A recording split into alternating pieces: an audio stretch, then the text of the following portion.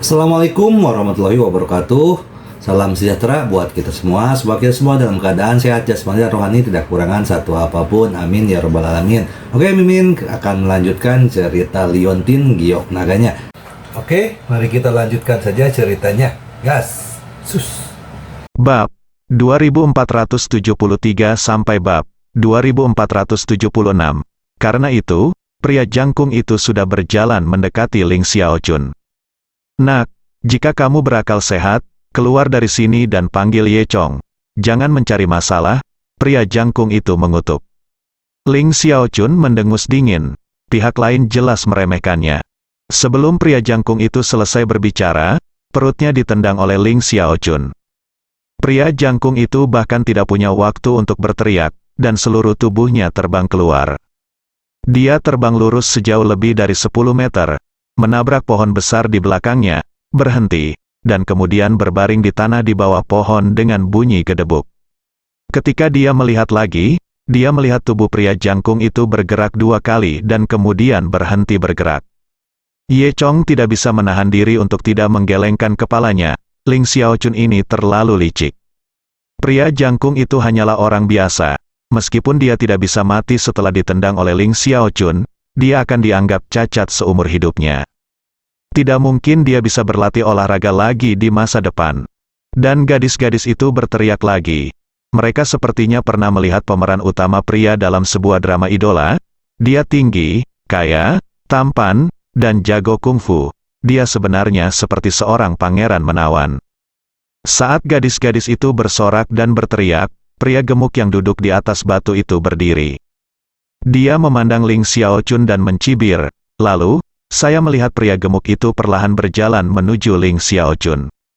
Setiap kali pria gendut itu melangkah, tanah seakan bergetar. Tubuh hampir 300 kilogram ini seperti sebuah tangki. Gadis-gadis itu ketakutan dan berhenti berteriak. Beberapa yang pemalu bahkan menutup mulutnya. Ketika Ling Xiaochun melihat orang itu datang, dia juga mengerutkan kening. Dia telah melihat bahwa pihak lain juga seorang pejuang. Keduanya memiliki kekuatan yang hampir sama, tetapi tubuh pria gendut itu terlalu dominan. "Wah, aku tidak tahu, tapi kamu juga seorang pejuang?" Haha. Pria gemuk itu berjalan ke arah Ling Xiaochun dan menepuk bahu Ling Xiaochun dengan jari-jarinya yang tebal. Ling Xiaochun tampak gugup dan mengepalkan tangannya, siap menyerang kapan saja. Pria gendut itu terkekeh dan berkata, "Bagaimana kalau begini, anak kecil? Ayo kita mainkan permainan tamparan. Mari kita lihat siapa yang bisa menamparkan lebih keras permainan." Tamparan adalah permainan kekerasan yang berasal dari negara pejuang Mao. 2 orang ikut serta dalam permainan tersebut, dan kedua orang tersebut saling menamparkan mulut secara bergantian. Orang yang ditampar tidak dapat menghindarinya dan hanya dapat melawan. Permainan berakhir ketika salah satu pihak menyerah atau pingsan. Ini adalah permainan yang menguji kekuatan dan ketahanan dalam bertarung.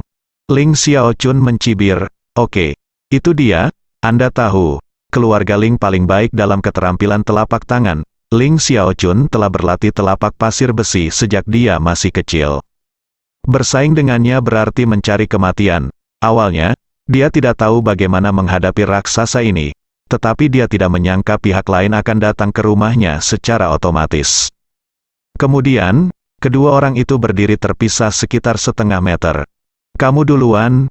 Pria gendut itu tidak peduli dan membiarkan Ling Xiaochun mengambil langkah pertama. Ling Xiaochun mencibir selama telapak pasir besinya digunakan. Dia akan memiliki kepercayaan diri untuk membuat pria gemuk itu jatuh ke tanah dengan satu telapak tangan. Semua orang di sekitar memandang kedua orang itu dengan gugup. Banyak gadis mengepalkan tangan mereka dengan gugup, kuku mereka hampir menembus daging mereka. Karena dari segi bentuk tubuh, Fatih dan Ling Xiaochun memang cukup berbeda. Ini seperti perbedaan antara beruang dan monyet. Ye Chong, sebaliknya, memegang tangannya dan bersandar pada batang pohon besar, memandang mereka berdua dengan tenang. Ye Chong bisa melihat kekuatan kedua orang ini secara sekilas. Adapun hasil pertandingan antara keduanya, Ye Chong sudah melihatnya. Saat berbicara, Ling Xiaochun mengambil tindakan terlebih dahulu. Saya melihatnya melambaikan tangannya dan langsung menggambar setengah lingkaran, menggunakan kekuatan terbesarnya. Pah, tamparan keras menghantam wajah pria gendut itu. Jika telapak tangan ini mengenai mobil, maka mobil tersebut akan penyok. Namun pria gendut itu hanya menggoyangkan kakinya dan tidak bergerak sama sekali. Ling Xiaochun menggunakan telapak pasir besi yang menurutnya bisa menjatuhkan lawannya. Namun pada akhirnya, pihak lain tidak terluka. Paling banyak terlihat 5 bekas telapak tangan merah di bagian wajah yang dipukul. Melihat pria gendut itu menerima tamparan keras, beberapa siswa sekolah olahraga bersorak. Saudara Qi hebat, luar biasa, Saudara Qi. Brengsek, Saudara Qi, pukul dia sampai mati. Semua orang lupa tentang pria jangkung yang masih terbaring di tanah dan pingsan. Dan gadis-gadis nimfomaniak di universitas mulai khawatir secara diam-diam. Di antara gadis-gadis itu, Chen Yaoyao menatap Ling Xiaochun dengan cermat. Tendangan Ling Xiaochun barusan membuktikan bahwa Ling Xiaochun bukanlah orang biasa. Harapan lain muncul di hati Chen Yaoyao, mungkinkah Ling Xiaochun lebih kuat dari Ye Chong? Telapak tangan Ling Xiaochun telah dipukul, dan berikutnya adalah si gendut. Pria gendut itu terkekeh. Telapak besi, haha, aku benar-benar meremehkanmu. Saat dia mengatakan itu, dia menyentuh wajah merahnya yang dipukuli. Tapi, itu saja. Kemudian, pria gendut itu mengulurkan tangannya yang besar. Hanya satu telapak tangan yang lebih besar dari kepala Ling Xiaochun. Ling Xiaochun menelan ludahnya, tetapi sekarang semua orang memperhatikannya, dia tidak berani menyerah. Dia harus berkonsentrasi dan mengerahkan seluruh kekuatannya pada wajahnya, mencoba membentuk lapisan pelindung. Namun, dia hanyalah seorang prajurit tingkat kuning. Dia tidak memiliki energi untuk mengembun sama sekali, paling-paling dia hanya bisa mengencangkan ototnya untuk menahan kerusakan. Seolah menggoda Ling Xiaochun, pria gemuk itu mengulurkan tangannya dan menggoyangkannya 2 kali ke wajah Ling Xiaochun. Suasana hati setiap orang menjadi semakin tegang. Li Baichao bertanya pada Ye Chong dengan gugup, "Bos, bisakah bocah sombong itu menahan tamparan pria gendut itu?" Lalu, tanpa jawaban Ye Chong, Li Baichao melihat hasilnya. Bang, suara ini sangat keras. Semua orang hanya melihat awan debu berhembus dari wajah Ling Xiaochun. Kemudian, Ling Xiaochun ditampar. Dia ditampar sejauh 5 meter dan berguling-guling di tanah sebelum berdiri. Saat ini, tubuhnya berlumuran lumpur, mulutnya bengkak, dan dia terlihat sangat malu. Namun sepertinya dia tidak terluka parah. Gadis-gadis di universitas berseru dan memandang Ling Xiaochun dengan cemas. Sekelompok siswa di sekolah pendidikan jasmani semuanya tertawa, seolah-olah mereka akan menertawakan orang mati. Wajah Ling Xiaochun memerah, dan dia tidak tahu apakah itu karena dia dipukuli atau karena dia merasa malu. Pria gendut itu mencibir, lalu bertanya, "Siapa Ye Chong, bela aku?" Chen Fei Fei sedikit gugup, "Guru Ye, pria gendut ini tampaknya sangat pandai memukul mulut, jangan tertipu olehnya, bermainlah dengannya, bunuh saja dia." "Iya, bos, pria gendut ini pasti pandai dalam permainan tamparan," Li Baichao juga berkata. Ye Chong tampak seolah-olah tidak terjadi apa-apa, tersenyum dan berkata, "Tidak masalah, jangan khawatir." Dengan itu, dia berjalan ke arah Fatih. "Saya Ye Chong, apakah kamu mencari saya?" Jelas, Fatih dicari oleh para siswa dari sekolah olahraga untuk membalas dendam. "Kamu monyet kurus adalah Ye Chong. Haha, kamu tidak sebaik yang tadi. Apakah kamu berani bermain denganku?" Pria gendut itu tertawa.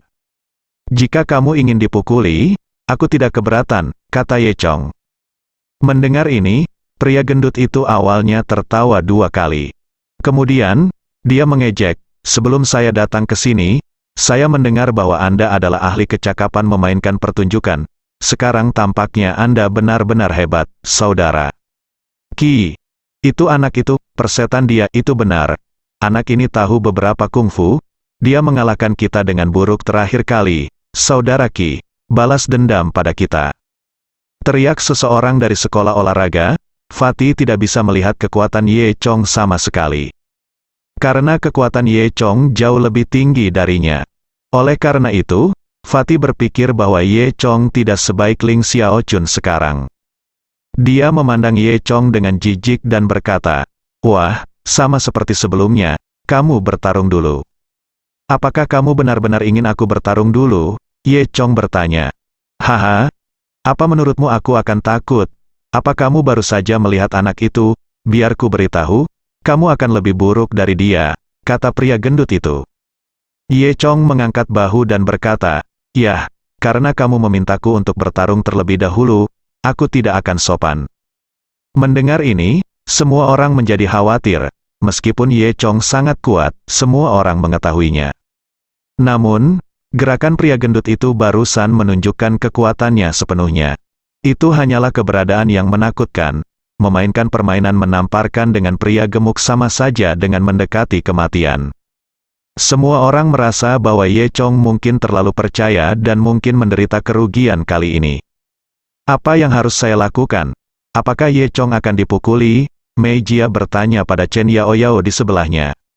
Sejak Ye Chong menyelamatkan Ziqiao terakhir kali, sikap Mei Jia terhadap Ye Chong telah banyak berubah. Chen Yaoyao tampak dingin dan mendengus dan berkata, "Dia begitu sombong, biarkan dia belajar." Bahkan Chen Feifei sedikit khawatir apakah Ye Chong akan menderita. Ling Xiaochun, yang baru saja dipukuli oleh pria gendut itu, berdiri di samping. Wajahnya masih sakit, dia mengerutkan kening dan menatap Ye Chong. Baru saja, dia telah dibodohi oleh Fatih dan memainkan permainan yang Fatih kuasai. Kalau tidak, dia mungkin tidak akan bisa mengalahkan Fatih. Ling Xiaochun memikirkan kegagalannya seperti ini. Dan dia merasa bahwa Ye Chong, anak ini, pasti memiliki pikiran yang buruk. Melihat bahwa dia baru saja dibodohi, dia masih memainkan permainan ini dengan pria gendut itu. Bukankah ini mencari kematian? Dengan kata lain, apakah Ye Chong benar-benar cukup percaya diri untuk mengalahkan Fatih? Jika ini benar, bukankah itu berarti dia tidak sebaik Ye Chong? Memikirkan hal ini, Ling Xiaochun tiba-tiba mulai menantikan adegan di mana Ye Chong ditampar oleh pria gendut itu. Lalu, dia diam-diam melirik Chen Feifei, yang terakhir sedang menatap Ye Chong dengan gugup saat ini. Hal ini membuat Ling Xiaochun sangat tidak senang. Di sisi lain, pria gendut itu tersenyum dan berkata, Chao, ayolah, aku ingin melihat bagaimana kamu bisa begitu kasar." Sebelum pria gendut itu menyelesaikan kata-katanya, tamparan Ye Chong sudah ditampar, pop. Dengan suara nyaring, pria gendut itu terbang seperti bola. Dia terbang lebih jauh dari Ling Xiaochun sekarang, dan jatuh dengan keras ke tanah, seolah-olah sebuah meteorit jatuh dari langit. Seluruh tanah bergetar, semua orang tampak terkejut. Adapun para siswa dari sekolah olahraga yang baru saja menertawakan Ye Chong, mereka semua tercengang sekarang. Beberapa dari mereka masih memiliki senyuman yang membeku di wajah mereka, dan beberapa dari mereka memiliki mata yang melotot. Ling Xiaochun juga tampak bingung. Dia tidak percaya ini sudah berakhir. Pria gendut itu terjatuh ke tanah, membuat lubang besar di tanah. Chao, apa yang kamu lakukan?" Pria gendut itu mengertakkan gigi dan mengutuk, mengangkat tangannya dan mencoba untuk bangun. Akibatnya, sebelum sempat bangun, ia terjatuh ke tanah dengan bunyi gedebuk dan pingsan. Semua orang tercengang selama beberapa detik. Li Bai Chao yang pertama bereaksi. "Saya Chao. Bosnya luar biasa, teriak Li Bai Chao. Setelah itu, anak laki-laki di universitas bersorak. "Bosnya terlalu kuat, dia harus menjadi bos kita." "Iya, yang baru terlihat sangat kuat, itu saja." "Itu benar, idola dari Universitas Nasional Ivy League masih menjadi bos kami." Semua orang berkata satu demi satu, dan gadis-gadis yang baru saja melakukan perilaku nimfomaniak karena Ling Xiaochun juga bersorak untuk Ye Chong. Bagaimanapun, Ye Chong sekali lagi melindungi kehormatan sekolah. Para siswa di sekolah olahraga semuanya menangis, yang bahkan lebih buruk daripada menangis. "Brengsek, apa yang masih kamu lakukan di sini? Kenapa kamu tidak keluar? Apakah kamu layak berada di sini?" tegur panitia olahraga kelas berikutnya. Beberapa siswa sekolah olahraga itu berani berhenti di mana saja dan bergegas pergi.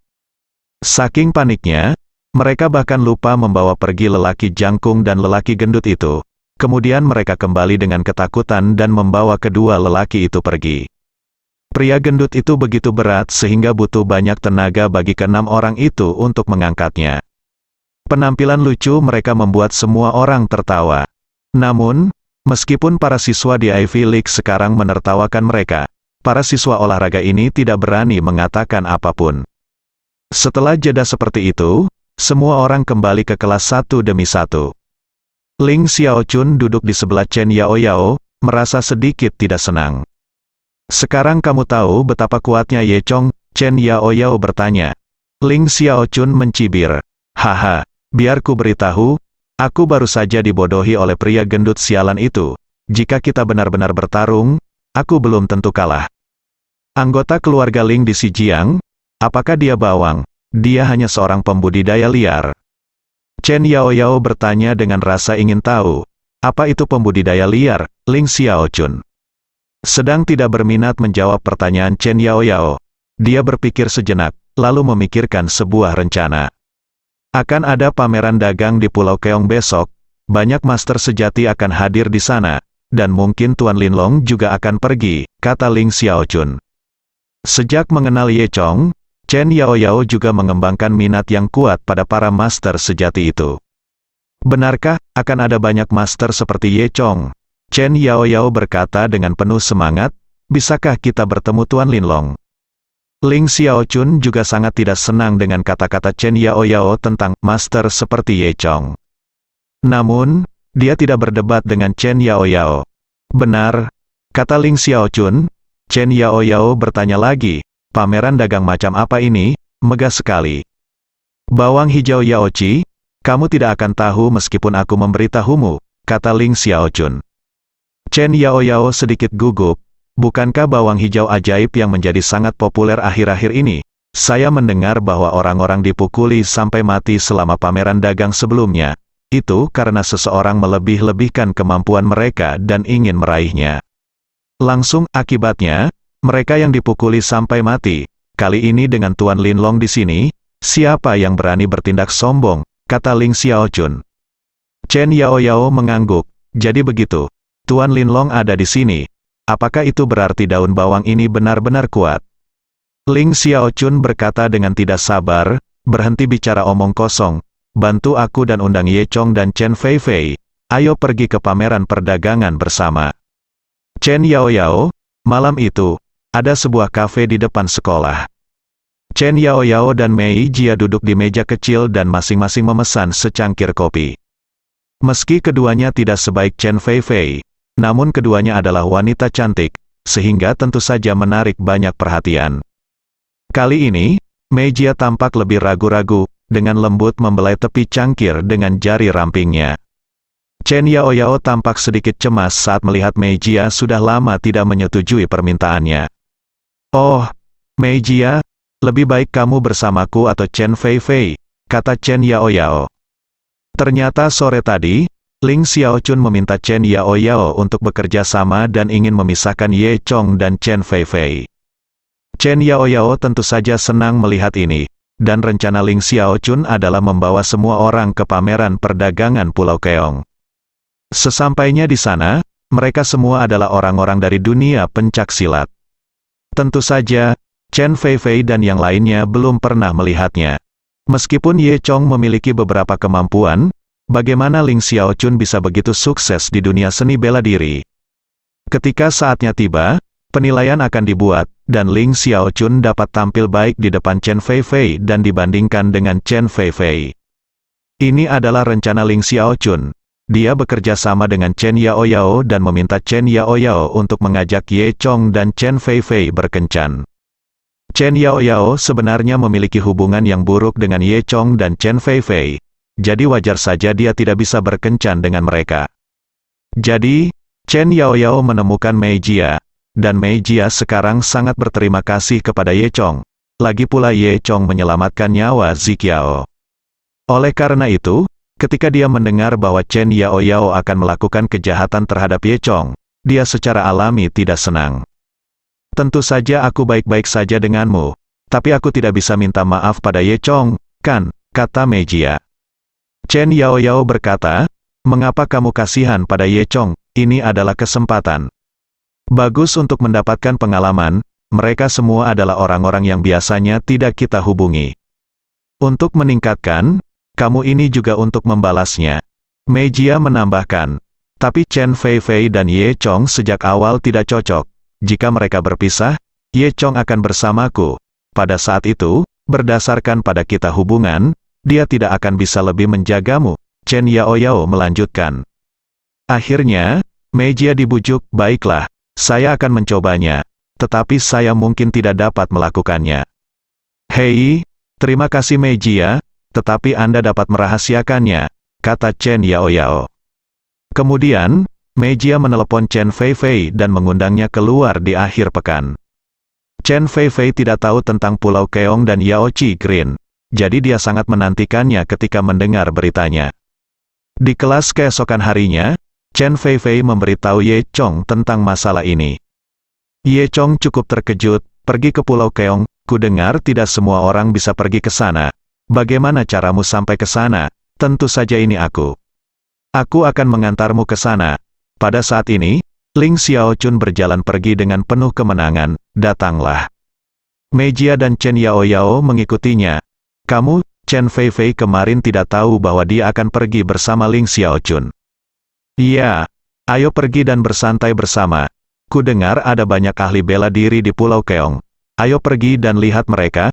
Chen Yaoyao mengambil kesempatan itu untuk berkata. Faktanya, Ye Chong memahami keseluruhan cerita ketika dia melihat Ling Xiaochun. Dia mencibir dalam hati, sepertinya seseorang akan bergegas lagi dan memaksanya untuk memukul wajahnya. Li Bai Chao di sebelahnya tidak tahu apa yang sedang terjadi mendengar kata-kata ini, wajahnya tampak bersemangat. Apa, Pulau Keong? Apakah ini tempat yang menjual daun bawang ajaib? Baiklah, bolehkah saya pergi? Saudara Chun, ambilkan saya satu, Li Bai Chao berkata dengan penuh semangat. Ling Xiaochun mengangkat bahu dan berkata, oke, ayo bersenang-senang lagi. Sebenarnya, dia ingin lebih banyak orang di kelas melihat bahwa dia telah melampaui Ye Chong. Ye Chong mengetahui hal ini dengan sangat baik, tapi dia tidak peduli sama sekali. Dia mengangkat bahu dan berkata, oke, ayo pergi dan bersantai. Akibatnya, orang terakhir yang berencana pergi ke Pulau Keong adalah Ye Chong, Chen Feifei, Ling Xiaochun, Chen Yaoyao, Li Bai Chao, Mei Jia, Zi Qiao, dan 3 orang yang tidak takut dengan kegembiraan, seorang teman sekelas yang berada dalam kesulitan. Sebentar lagi, itu adalah akhir pekan. Cuaca hari ini sangat bagus, langit cerah dan matahari bersinar terang, cuaca yang bagus untuk bersenang-senang. Sekelompok orang berkumpul di dermaga kota pelabuhan dan bersiap untuk berangkat. Ling Xiaochun secara khusus menyewa kapal pesiar untuk melaut dan berangkat bersama semua orang. Wow, Kakak Chun, kapal pesiarmu sepertinya sangat mengesankan, kata Chen Yaoyao. Hubungannya dengan Ling Xiaochun tampaknya meningkat pesat dalam 2 hari terakhir. Wajah Ling Xiaochun benar-benar bengkak, dan dia tampak seperti tidak terluka. Zi Qiao juga memuji, ya, kamu sangat bangga. Jika saya memiliki kapal pesiar seperti itu, saya akan sangat senang. Mejia meraih lengan Zi Qiao dan terkikik, kamu, jangan terlalu ambisius, puaslah jika kamu bisa duduk sebentar. Bos, cuacanya sangat bagus hari ini. Aku ingin tahu seperti apa pemandangan di Pulau Keong. Li Bai Chao berkata kepada Ye Chong. Tanpa menunggu jawaban Ye Chong, Li Bai Chao melanjutkan. Saya sangat bersemangat ketika berpikir untuk bertemu banyak orang di dunia seni bela diri. Saya ingin tahu seperti apa emosi mereka. Chen Feifei berkata sambil tersenyum, saya menyarankan Anda hati-hati, orang-orang di dunia seni bela diri tidak mudah diajak main-main, dan ada beberapa yang kejam, yang membunuh orang hanya untuk bersenang-senang. Saat dia mengatakan itu, dia melirik Ye Chong, seolah-olah orang yang kejam adalah Ye Chong. Ye Chong menyentuh hidungnya dan tidak berkata apa-apa. Semua orang berbicara dan tertawa saat mereka hendak naik kapal pesiar. Saat ini, Ling Xiaochun tiba-tiba berkata, ngomong-ngomong, saya lupa membeli air. Tidak ada air di kapal pesiar. Apa yang harus saya lakukan? Apakah perjalanannya akan sangat lama? Apakah Anda ingin membelinya? Chen Yaoyao bertanya. Iya. Kenapa kamu tidak membeli air? Saya pikir ada supermarket di sana, kata Ziqiao. Beberapa orang setuju. Baik. Setelah mengatakan itu, Ling Xiaochun mengeluarkan dompet, mengeluarkan 200 yuan, dan mengulurkannya kepada Ye Chong. Kamu pergi membeli air untuk semua orang, dan kamu bisa membeli makanan dengan sisa uang, kata Ling Xiaochun. Tidak ada yang menyangka Ling Xiaochun akan meminta Ye Chong membeli air. Ini seperti mempermalukan Ye Chong. Ye Chong tidak mengambil uang dari tangan Ling Xiaochun dan berkata, jika kamu ingin membelinya, kamu bisa membelinya sendiri. Suasana yang tadinya menyenangkan tiba-tiba menjadi tegang. Aku akan membelinya. Li Baichao ingin meringankan suasana. Chen Yaoyao berkata, kenapa, Ye Chong? Tidak bisakah kamu pergi? Mengapa kamu begitu mulia? Meskipun perilaku Ling Xiaochun tidak mengejutkannya, melihat Ye Chong berpura-pura menyendiri tanpa melakukan hal sepele seperti itu membuatnya merasa sangat marah karena besi tidak bisa menjadi baja. Tidak, Ye Chong bertanya dengan tenang. Kenapa? Apa salahnya melayani semua orang dan menjalankan tugas dengan sia-sia? Bisakah kamu berhenti bersikap egois? Kata Ling Xiaochun. Ling Xiaochun tahu bahwa dia bukan tandingan Ye Chong. Selain itu, dia mengetahui dari Chen Yaoyao bahwa Ye Chong sebenarnya adalah orang kaya yang tidak terlihat. Oleh karena itu, Ling Xiaochun tidak bersiap untuk memaksa Ye Chong, tetapi memulai penculikan moral. Tentu saja, Ye Chong tidak akan memanjakan Ling Xiaochun. Kamu tidak egois. Jika kamu tidak egois, maka kamu akan menderita sedikit kerugian dan keluar untuk melayani semua orang. Ye Chong, kamu sangat mengecewakan. Mengapa kamu begitu bodoh? Kapal pesiar ini dan kesempatan bagi kita untuk pergi ke Pulau Keong semuanya disediakan oleh saudara Chun. Mengapa kamu mengatakan itu?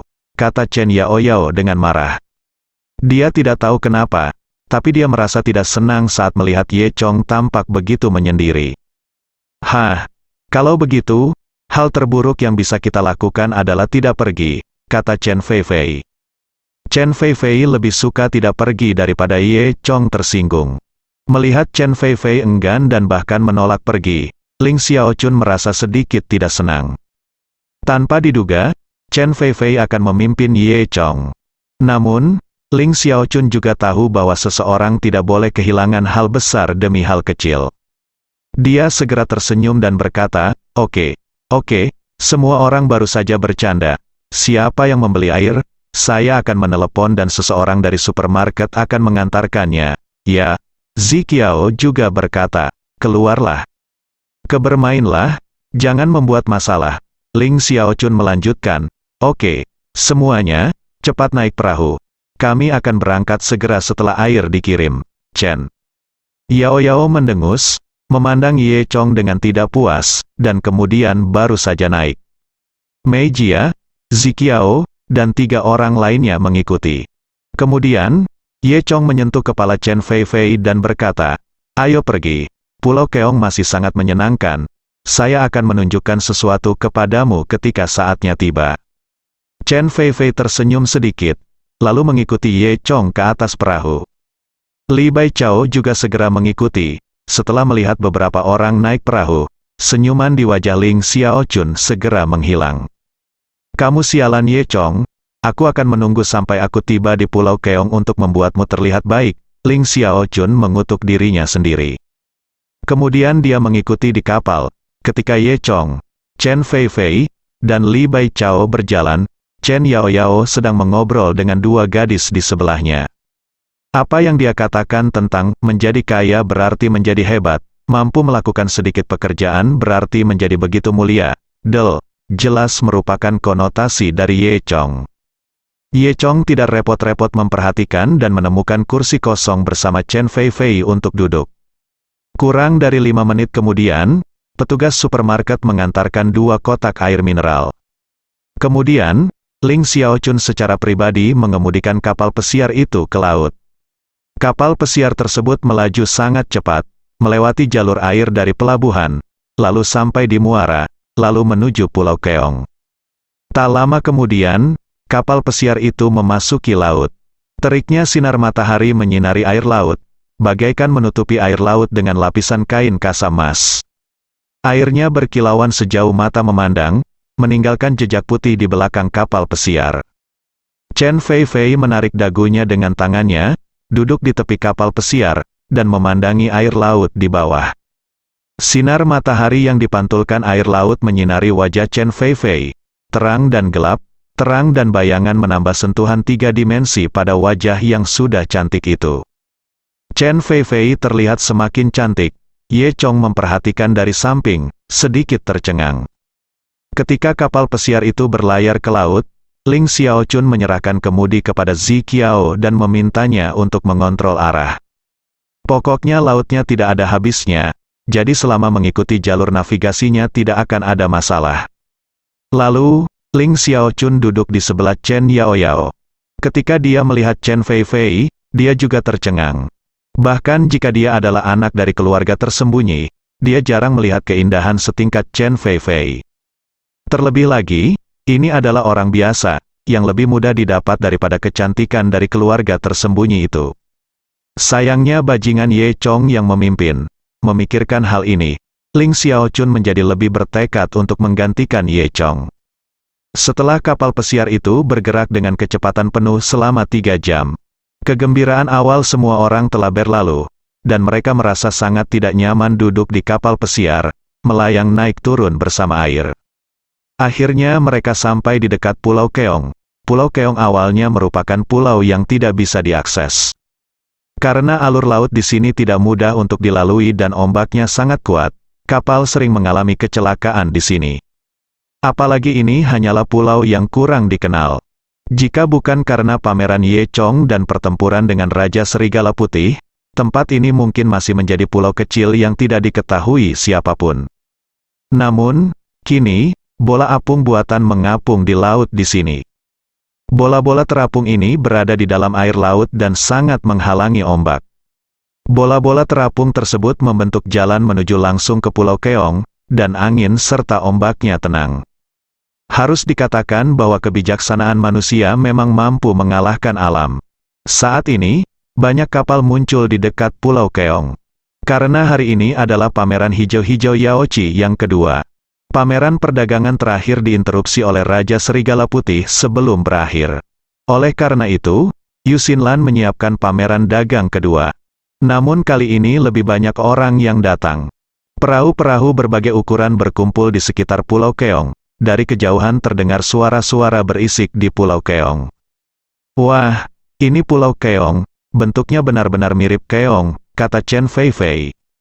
Ye Chong mengangguk dan berkata, ya, ketika mereka hendak memasuki lorong yang dikelilingi oleh bola mengambang, mereka dihentikan oleh penjaga. Penjaga itu berdiri di pulau terapung sementara. Berhenti? Di mana tiketmu? Tanya penjaga itu. Sejak berita tentang bawang hijau ajaib menyebar, dilaporkan juga bahwa orang-orang meninggal di sini karena pertarungan antara bawang hijau yang kuat. Pulau Keong ini juga menjadi objek wisata. Sejumlah besar wisatawan datang ke sini setiap hari. Biasanya tidak apa-apa, tapi hari ini adalah pameran dagang, dan semua orang di sini adalah orang-orang dari dunia seni bela diri. Tentu saja orang-orang biasa ini tidak akan diizinkan datang dan menimbulkan masalah. Oleh karena itu, penjaga telah ditambahkan di sini, dan hanya orang-orang dari dunia seni bela diri yang dapat berpartisipasi hari ini. Ling Xiaochun berasal dari keluarga yang tertutup, jadi dia tentu saja punya tiket. Dia mengeluarkan tiket masuknya dan menyerahkannya kepada penjaga. Ketika penjaga melihat tiketnya, mereka tidak menghentikan semua orang di kapal dan membiarkan mereka semua lewat. Terima kasih kepada saudara Chun. Kalau tidak kita tidak akan bisa datang ke tempat seperti ini, kata Chen Yaoyao. Zi Qiao juga berkata, ya, kali ini saya bisa mendapatkan lebih banyak pengetahuan. Saat mereka berbicara, mereka semakin dekat ke Pulau Keong. Dilihat dari kejauhan, Pulau Keong kini penuh sesak, kawasan gelap dipenuhi kepala manusia. Di tengah Pulau Keong, tentu saja terdapat para pemimpin tertinggi dari keluarga besar. Dan beberapa kekuatan kecil, keluarga kecil, dan generasi muda yang tidak kuat berdiri di pinggiran. Mereka tidak memiliki kualifikasi atau kekuatan untuk membeli daun bawang yaoci. Mereka hanya datang ke sini untuk menonton kesenangannya. Dan orang-orang ini suka membuat onar, jadi ada beberapa tempat di pinggir Pulau Keong yang orang-orangnya sudah berkelahi. Meskipun mereka hanya pejuang tingkat terendah, mereka bukanlah apa-apa di dunia seni bela diri. Namun, bagi orang luar seperti Chen Yaoyao, Mei Jia dan Zi Qiao, sepertinya mereka sedang syuting serial TV. Ya Tuhan, orang itu melompat 5 meter, sungguh menakjubkan. Lihat, orang itu mematahkan batang pohon itu terlalu kuat. Apakah ini orang dari dunia persilatan? Dia terlalu kuat. Chen Yaoyao, Zi Qiao dan yang lainnya berseru kagum, mata mereka membelalak seolah-olah mereka telah memasuki dunia baru. Melihat bagaimana orang-orang ini belum pernah melihat dunia, Ling Xiaochun tertawa dalam hatinya. Tapi kemudian, dia menemukan bahwa Chen Fei Fei sepertinya tidak terkejut. Bersambung.